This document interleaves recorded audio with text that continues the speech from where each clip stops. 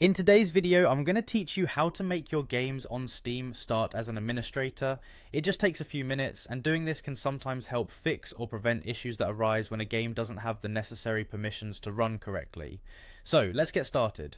First off, you want to open your Steam application. Launch it from your desktop or wherever you have it installed.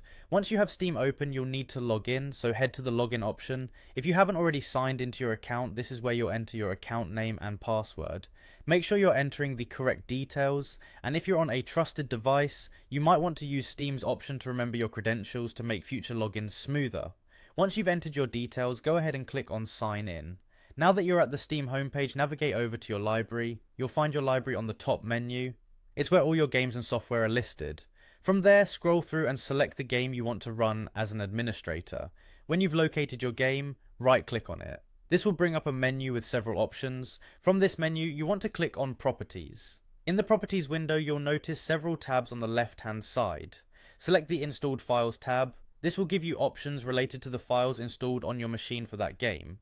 Next, you'll need to click on the Browse button. This opens up the folder on your hard drive where the game's files are located. In the folder that appears, look for the game application file. Usually this file will be termed with an .exe extension. Once you find it, right click on it and again select Properties. In the Properties window, a number of tabs will be available. Locate and click on the Compatibility tab. The compatibility settings are essential for telling your computer how to handle older programs or specific behaviors. Within this tab, you'll see an option labeled Run this program as administrator.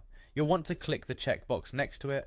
Running a program as an administrator gives it the privileges it might need to function correctly, especially for intensive tasks, or when it may require interaction with system resources.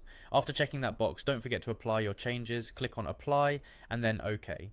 By doing this, the settings will be saved, ensuring that every time you launch the game, it will start with administrative permissions. And that's it. Now you've successfully configured your game to always start with administrator rights, potentially resolving tricky issues and ensuring a smoother gaming experience. Thanks for watching, and happy gaming.